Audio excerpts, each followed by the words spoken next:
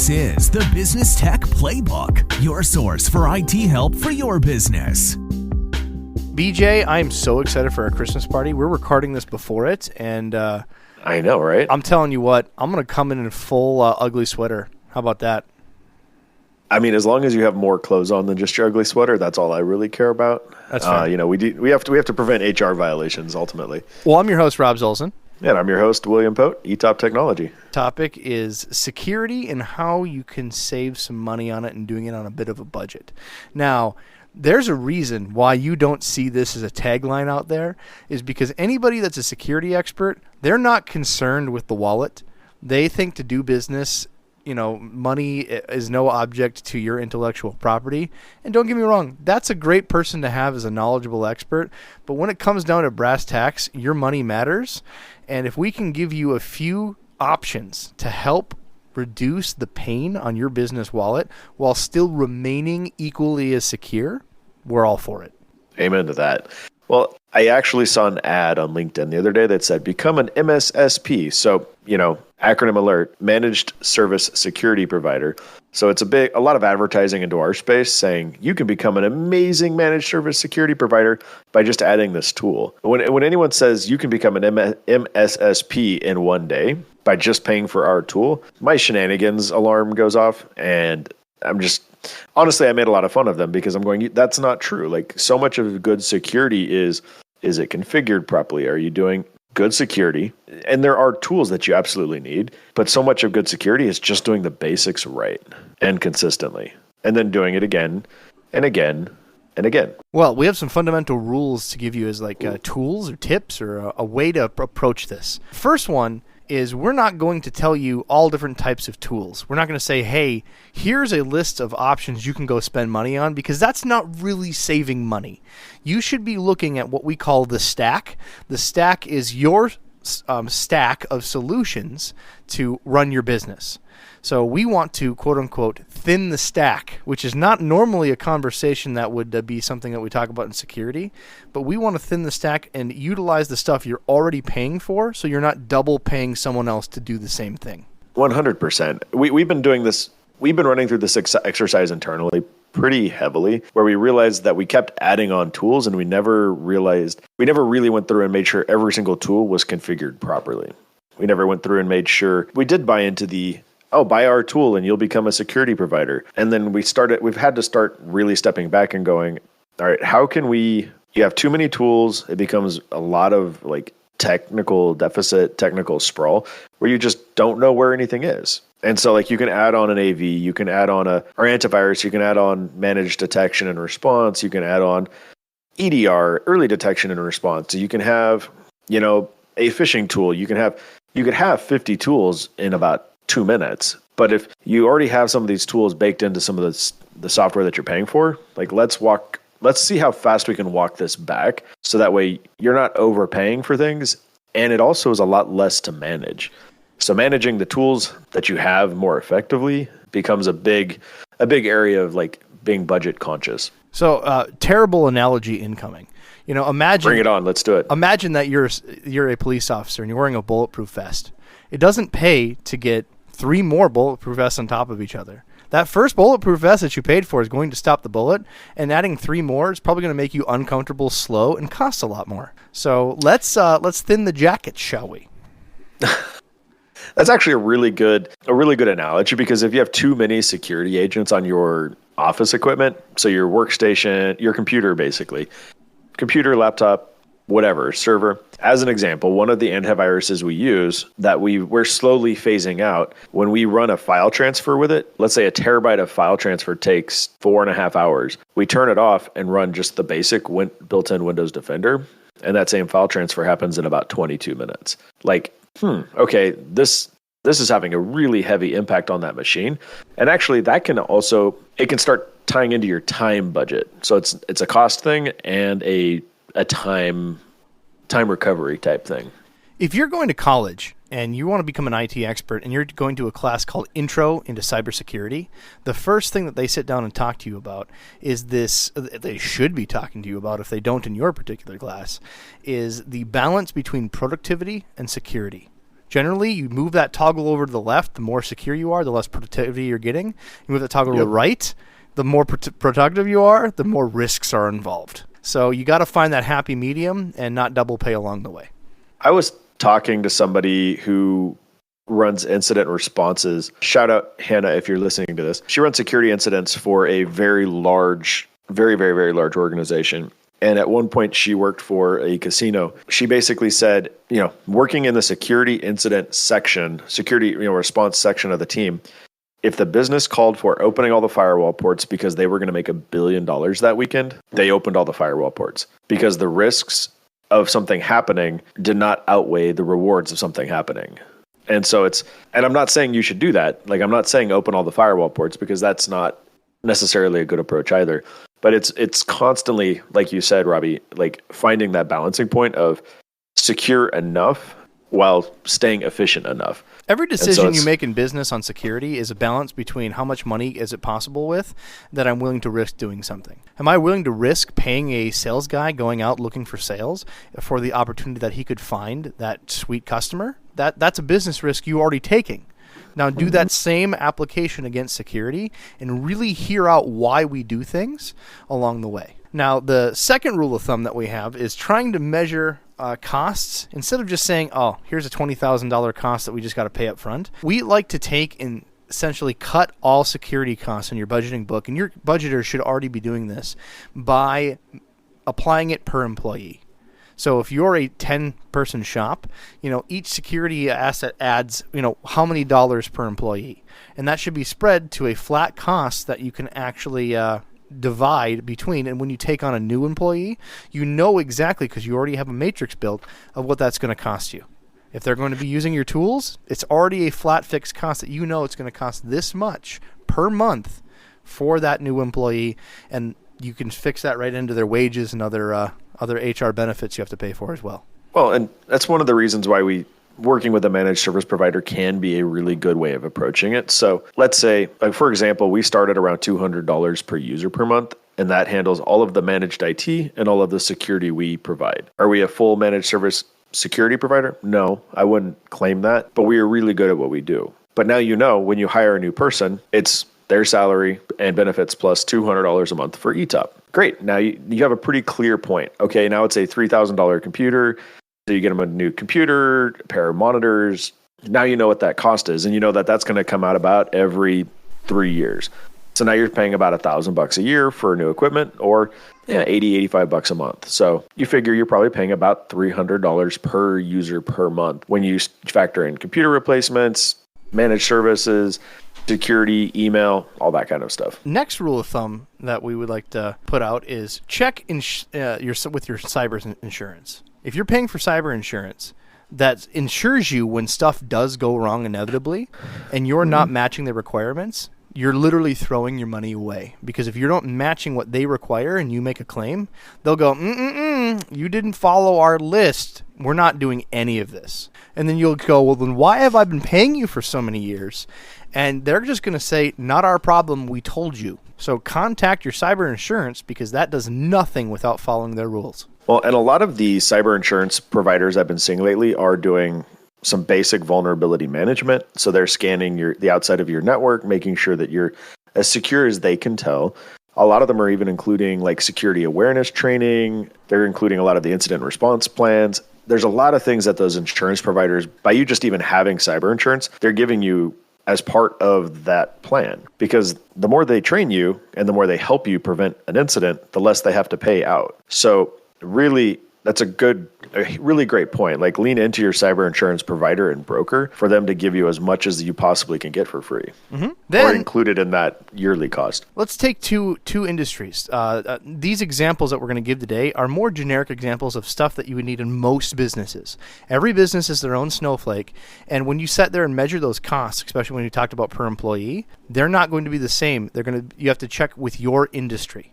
So if you're, let's pretend, a law firm, something that's real secure and you need to keep all of the information of your clients confidential, maybe even medical files with HIPAA, you're going to have a different per employee cost per month for security and technology than, say, a retail flower shop per employee, a metal manufacturer per employee. I mean, every business has a different CapEx that they spend per employee, and this is just going to help with most. If you want more details on your specific one, please reach out to us, etoptechnology.com.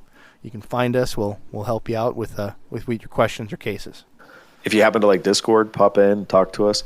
Probably the most interesting thing and gratifying thing as being the owner of Etop is getting to talk to a ton of different industries and learning how different industries like finances work. So we work with one client who does huge amounts of tile distribution. They do like 80 million gross revenue a year, but then it's interesting seeing how much flows to their bottom line, but like how much gross revenue they have to run to generate a dollar versus like a CPA or they might have a lot lower gross revenue, but what's flowing to their bottom line as a percentage is much higher than like a tile distributor. Pick a restaurant even. I mean, any industry, they're all different. Well, like yesterday, I literally had one of our clients is a CNC shop, and one of their clients asked, "Are you ISO 27001 certified?" Which he then forwarded to me, and I immediately called him back and was like, "Hey, so no, you're not." But I mean, they have like 5 people working in their shop, 7 people working in their shop. For them to be ISO 27001 certified could be a $20,000, $30,000, $50,000 thing per year that they have to deal with. But I mean, they're dealing with a potentially $1 million a year client. So is it worth it? Again, that's the business conversation. Now, is it? Yeah. I'm sorry. Now, going into these, one thing that we want to talk about up front, and we talked about the general rule of thumbs of what we're going through with the security conversation we're having. There is a reference tool for the government, CISA. You want to tell us more about that one, BJ? Absolutely. So CISA.gov is it's not like the FBI in that it's a full like department or bureau, but they are doing the cybersecurity infrastructure security agency, where they provide huge amounts of resources to and kind of guidance to all of the like Homeland Security, FBI, NSA. They provide a lot of cybersecurity guidance to those organizations, but then they also provide a huge amount of guidance into like your water. They have an entire cybersecurity awareness program toolkit, which we can link in the show notes, that basically has different materials for your audience. And so there's a lot of really amazing materials on their website. I know our team is subscribed to all of their vulnerability emails simply because it gives us an idea if it's something that's coming out. Some of the emails don't apply to us. Like we don't do anything with SCADA systems, but if something comes out and I see a vulnerability for Chrome, you better believe we're on that. So it just provides it's free. It provides a free resource for you to know like what's coming down the pipe, what types of tools do we need, that kind of thing. And it's a free resource for you. Again, the link is in the description. Check that out.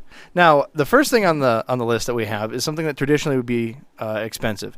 If you're a small and medium business listening and you're considering purchasing or already have a security analyst, and for some reason you have massive budget cuts, we can't pretend that any tool is going to replace a real human and a real agency to be a security analyst. That's the best.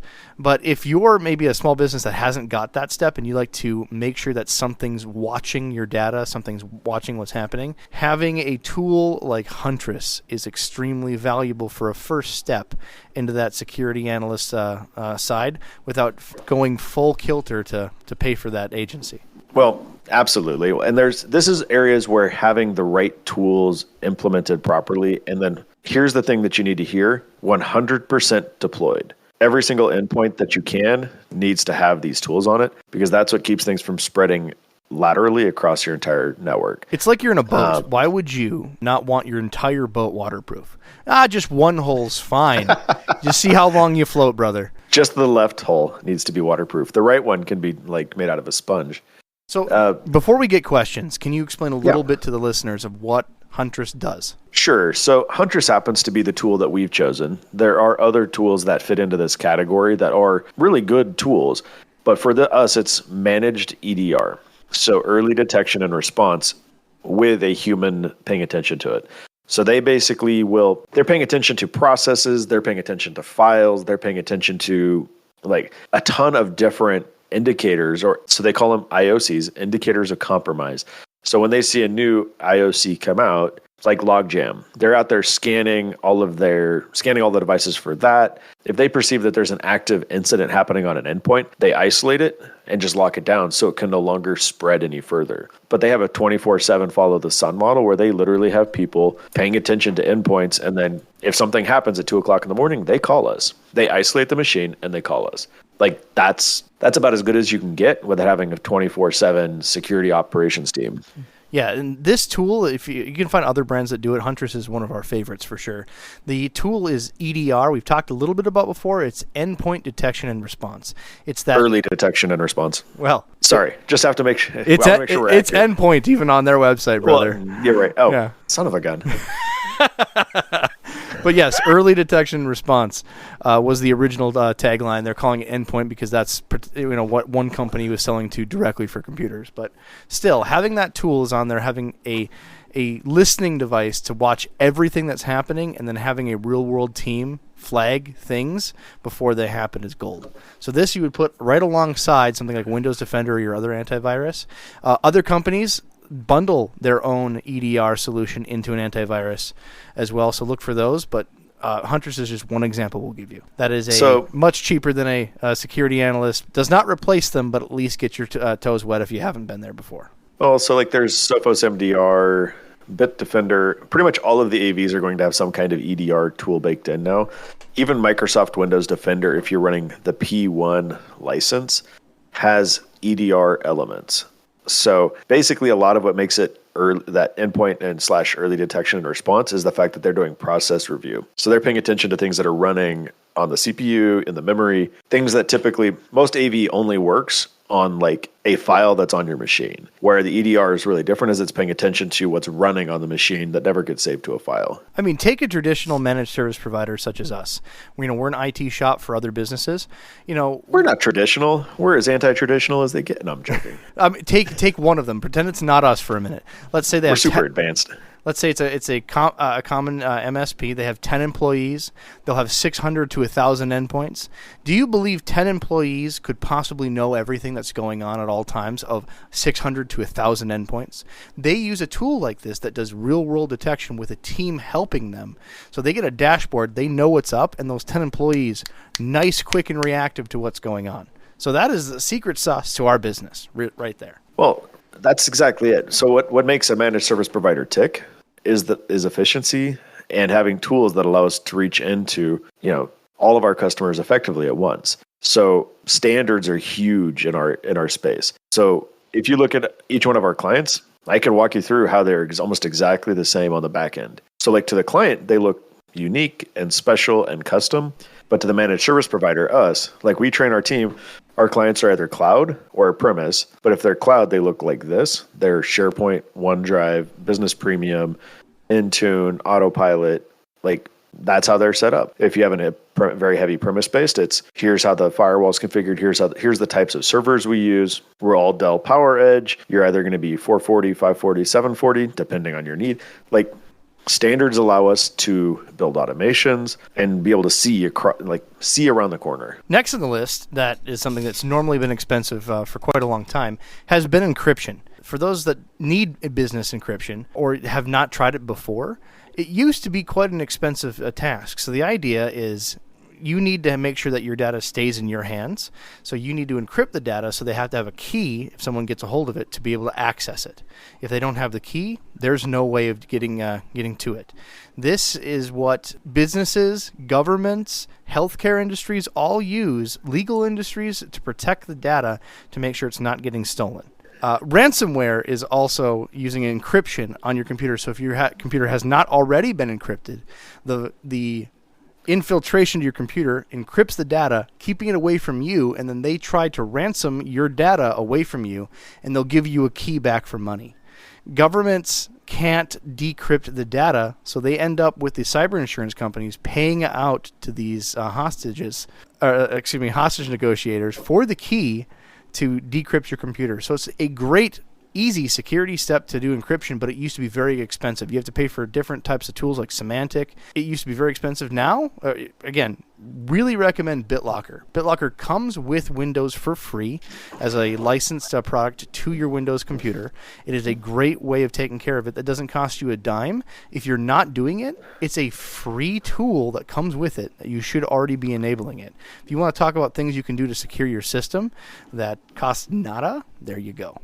So this is something we just enforce kind of across the board for all of our client base, because if somebody walks in and steals a laptop or desktop, I want that to be useless without the key, right? Like, I don't ever want to have to come back to my client and say, well, we screwed up and didn't encrypt something, so now you have to go do disclosures. Like this stuff, and this, it matters. So here's a way that you can save money, right? So if you have business premium licenses with Microsoft 365, if you use their Intune management, you literally can enroll the device and it will pull that BitLocker encryption key up to the cloud, so that way your IT professional can manage it. And now you can guarantee that machine is encrypted, and not the bad kind, the good kind. But now if that laptop gets stolen out of somebody's car, you're not having to go file a disclosure with the, whatever your governing body is. You know that was taken care of. I've also had people ask me in this same type of conversation, well, don't you magical guys in IT have like a nuke it button where if it gets stolen, you press a button and the next time it logs in, it just wipes the computer? Yes, but that stuff's expensive. They exist. That's a thing, but it does not do near as good as a job as just encrypting it in the first place. And encrypting it with the BitLocker doesn't cost you anything. Those crazy tools that will nuke a computer remotely don't work 100% of the time. They have to be connected, and they're very expensive. So here's the thing, except if you're using Microsoft Business Premium or that Business Premium licensing. So like, you literally can go in and say reset device. The best part is that you can lock that device's hardware hash. Sorry, I know nerd terms. I apologize. Such a nerd. Every machine has its own unique identifier that they call a hardware hash that gets locked into Microsoft's 365. And every single Windows machine, before it logs in, checks in with Microsoft and goes, hey, do I belong to someone? And if it's in your 365 tenant, you basically can leave it there. And if the bad guy logs in and tries to reinstall Windows, they can't use it. Like, they connect it to internet, that thing is locked down and never usable. Dead hardware. It's amazing. Like, and that's all part of your $22 per user per month license that you're going to pay for anyway, because you need it. Like, it's a free feature that you don't have to pay extra for. Now, when we say don't pay extra for, businesses need email. You're getting your email, and almost all businesses use some form of either Word, Excel, PowerPoint. That all comes with your Office 365 subscription. That you're already paying for per user, and what we're saying is that's already part of a plan you're already paying for, because they have like basic, they have business premium, they have different packages. You're probably already paying for the package that includes these tools.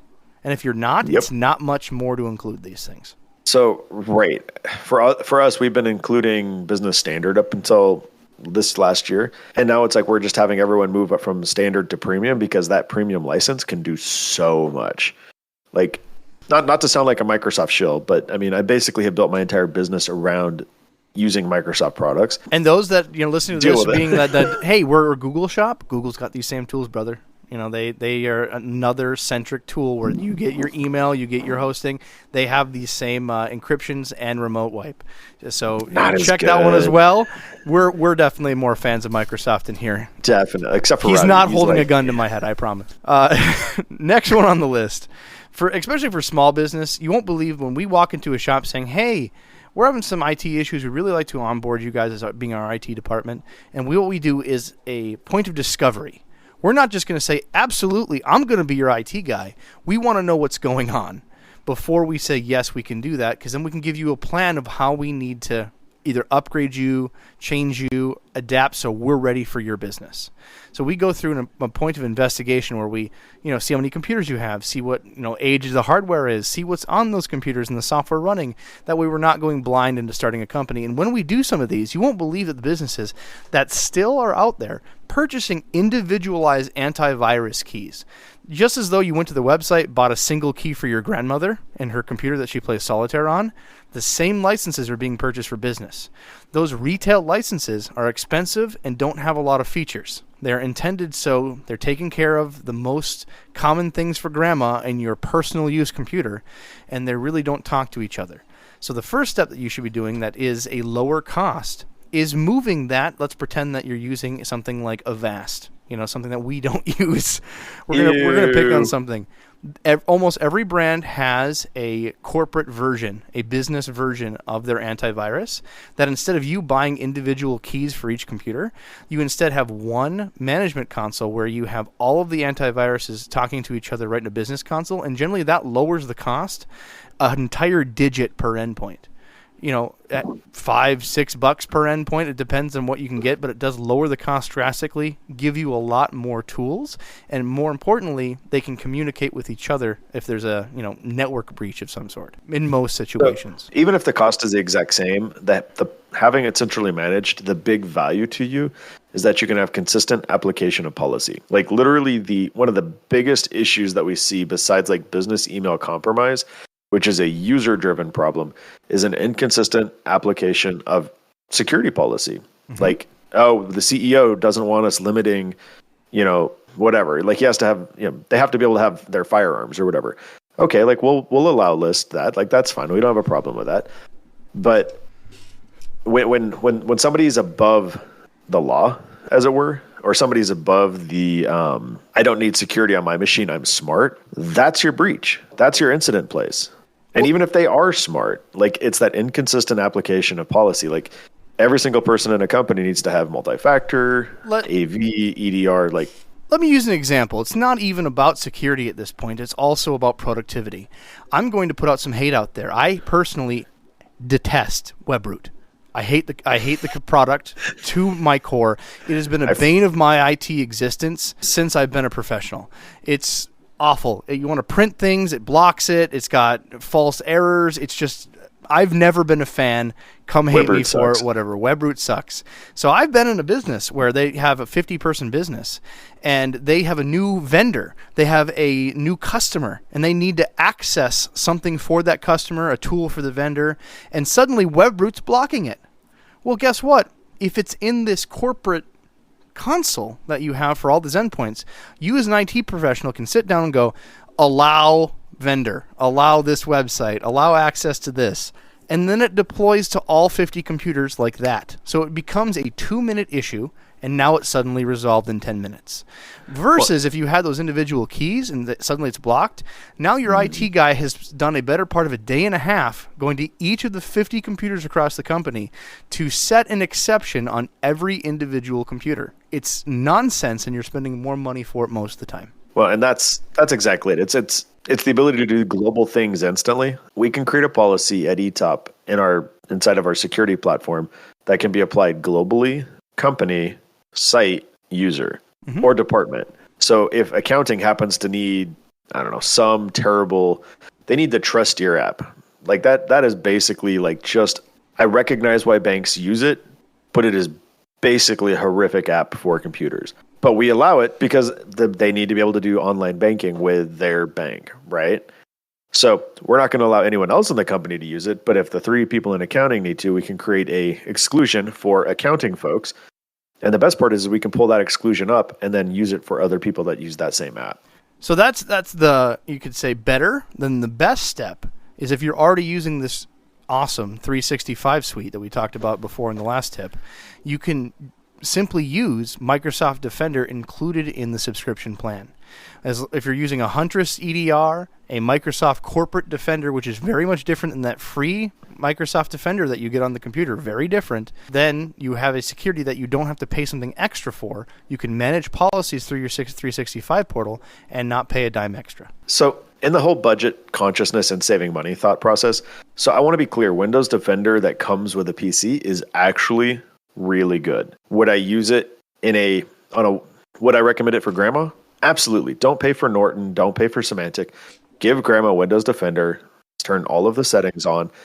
It's going to be a really good value for the money, right? It's free, and it's in many cases better than most of the paid AVs. In a business environment, it goes back to, can you globally apply policies? And that's where you need to have like that P1 licensed Defender. It's centrally managed. You can provide global policies.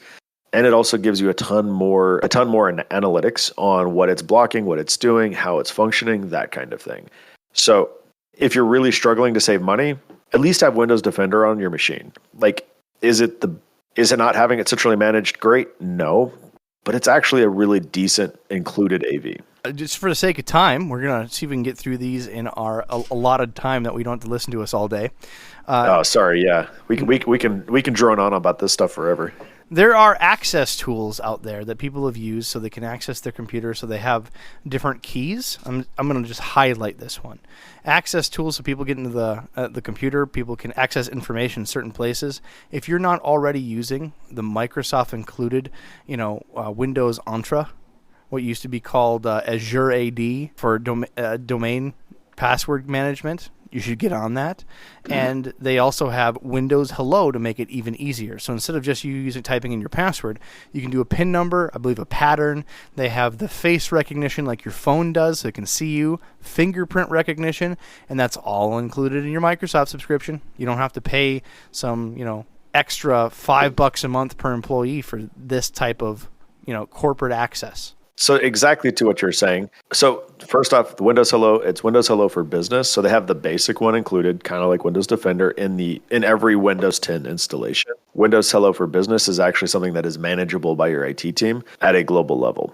So you can enforce people to do a pen or face or fingerprint scan, whatever. And I think what you're referencing here, Robbie, is like the other like identity management tools like Okta or I'm drawing a blank on others. There's a bunch. There's multi-factor ones as well, like Duo. There's a lot of different access tools. Yep. And really, in this case, like Microsoft Authenticator baked in with Entra / Azure AD is an amazing tool. And it's all included in that. Here I am sounding like a Microsoft shill again. But basically, Biz Premium is pretty much the best value for money license you can get, in my opinion. Another one that people pay a lot for is secure file sharing. Some businesses require a certain level of encryption for secure file sharing due to HIPAA. If you're in a medical institution, different secure file sharing, especially in legal affairs, that people need to have stuff confidential and don't need to have information get leaked out. Secure file share is just a good habit to be in. If you have anything sensitive you want to share out that's just not plain text, these tools can be very expensive. And this tool is built in with your Windows subscription. Who knew? Another one yet again. Using the business-driven OneDrive product, you can actually share a link, have it authenticate to the other person's email, or give a secure link that can expire. However you want to handle it, this can be done by OneDrive, and if you're a Google shop, you can Google Drive as well. These are already included in. Now, check your industry for your requirements. They publish the level of encryption and exactly what the Microsoft OneDrive tool does. And you need to be able to know, is that what you have to have for your specific business? 90% of businesses, it's encrypted to the point that they need. The other thing that you can do is Microsoft includes Purview, which is a true encrypted email solution as part of Business Premium or their E3 licensing. And you can do add-on licenses for lower tier email subscriptions, but honestly, just pay for the little bit higher licensing and they bundle in a ton more products. But that Purview, you can do like brackets encrypted in the subject line and it will do a fully encrypted email outside, and you can control, can they print it off? Can they forward it? There's a lot of control you have in that data loss prevention mindset. And again, it's all baked into making sure that you have that one main tool of yours or that one license. I mean, it's 100 tools paid for by one license, making sure that the tools that you have are set up in the most effective and maximized way. Yeah. And just to paint out, if you've never used a secure file tool, back in the day, I actually saw a business that paid $500 a month for 3 users to be able to send their secured files. That's a lot of cheese for 3 people to be able to send secure files. It's not that bad not as bad anymore, but just saying that why pay double when it's already possibly part of your suite. Another one on the list that I want to put out that we're not going to save you money on today. If you want to have a conversation on security and anybody brings up the word firewall, note that your checkbook just has to come out. Firewalls, if you're listening to this, and we'll do an entire topic on firewalls. Firewalls is the gate to your business. That is the front walls to everything that goes in and out digitally from your business. I'm holding my phone like it's a firewall, so pretend that, because you can't see me. Of course, I have to have a metaphor for our camera. But you have one camera that nobody can use. Yeah, you have one block that's Grand Central Station for your business. Blocks everything in and out. That is not the piece to save money on people. You're going to need to purchase a device that not only is fast enough to be able to handle the amount of traffic coming in and out of your building, but also going to have the licensing to keep it up to date, because a box that doesn't do anything isn't protecting you. You have to have it licensed. I've had so many people say, I just bought a firewall off of Amazon, and when I log in, it's not doing anything because you didn't pay for the subscription. It's not turned on. So get the appropriate firewall in date and under support. Make sure you're paying for the subscription, and make sure it's activated and configured properly. Sometimes you have to buy these through a third party. You have to contact an MSP, someone secure, and they'll configure it for you. I'm much less against people just purchasing a box, getting it set up once, and forgetting about it. They should have someone make sure that's up to date and have a maintenance contract on your firewall. If you're not doing that, you're not possibly getting the patches. They're not adapting to changes that's coming out there. And again, it will soon, not as soon, but soon come that dummy box again. You need to adapt to changes as much as everything else. So firewall's not the thing to save money on people. We're going to put that asterisk out there. I will put one small asterisk on that we've been toying around with the idea of doing a basic router on the edge, with the caveat that every single person's using zero trust applications. So walking back into that, if every single person's using zero trust, what's happening is every single bit of traffic's being scanned by an external platform, and then it's routing the traffic wherever it needs to go. Yeah, you're just moving the firewall at that point, brother. Instead of a box in a building, you just moved it. It's true, but I mean, the firewall is basically sitting in the cloud at that point. Yeah. So you're not either way. You're not cutting a discount on these things. But you almost need it that way nowadays, because with so many people going work from home, remote work type things, like it's actually a lot faster and more effective to do that scanning in somebody's data center. Right. You're moving to a firewall in the cloud basically, but yeah. That is the path. Now, the exception to the rule. If you are a 3-person mom and pop shop that sells ice cream on the corner, and all you have is a computer that handles your QuickBooks and a point of sale thing, we understand that, spending, $4,000 in a firewall, however astronomical, probably isn't in your budget category. And this is the first time that you're considering listening in to these tech guys, and you're thinking, hey, man, I really should get some started. If you're just that one-person shop and you want at least something to get you started, there's a company that I've used in the past called Firewalla. We'll have a link in the description. Firewalla sells small, nice grade firewalls that do at least the basic necessities for maybe a couple computers. This is not an enterprise solution. I do not recommend replacing this for a real firewall. But if, again, you're just a simple business where you just need to check, log in and check your bank statement, something, that is where I would start for the smallest mom and pop shop. Well, probably the number one thing to do with security is to start somewhere and keep doing it. Like, you don't have to start with everything we've talked about, but in your organization, if you can just say, hey, we require everyone to use multi-factor anywhere that you can. Even if you're just using a free, like, Google Authenticator, Microsoft Authenticator on your phone, and you go into GoDaddy or your bank or wherever and just scan the QR code, and so you have that rotating 6-digit code, that's improvement. Most modern applications let you do multi-factor. You just have to go look for it. I wish literally everyone would enforce it, but go look for it. And if you just make that the culture of your business, like, this is the one big thing we're going to do to prevent accounts from getting stolen. Mm-hmm. Everyone has to turn on multi-factor for everything. That's huge. Like, I want to say high five, congratulations. You're better than most. Like, it doesn't take a lot to be better than average. I can't remind enough. I have customers that explain, why are we doing this? As I'm setting them up because they just got hired in one of our companies that we service. Hey, why do I have to have this on my phone? What is this for? And I give them the easy explanation. I say, imagine that someone tries to log in from India, Dubai, another country, and they try to log into your account.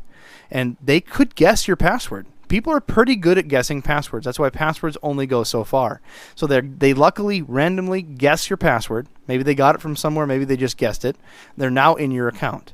This is one more step to send a notification to your phone saying, hey, were you trying to log in? If so, could we get that fun code from you?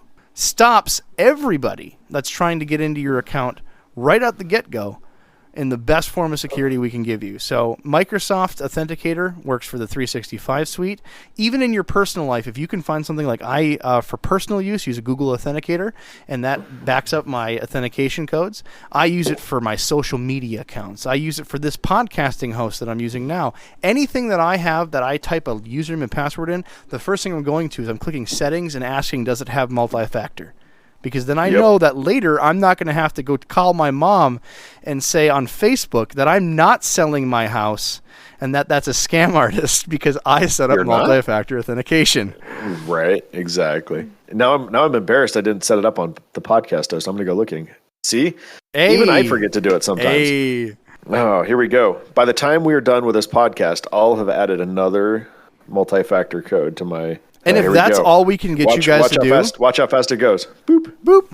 All right, I'm gonna name it. Yeah, it even made that sound in my head. It did. Boop. If that's all we can get you guys to do that's listening is just set up one more account that you use online for multi-factor authentication, we did our job. We can sleep well at night.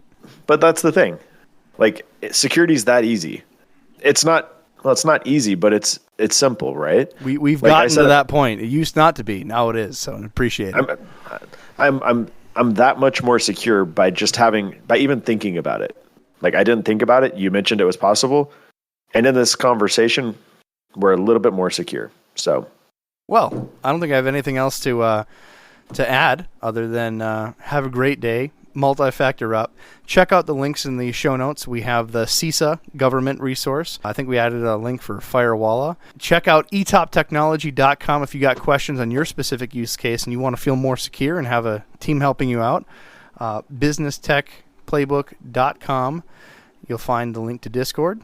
And we'd love to work with you, or even if you just want to say hi and talk to us and learn a little bit more about security, that's what we're here for. Like, that's what we do. Share with a friend. Talk to you soon. Thanks.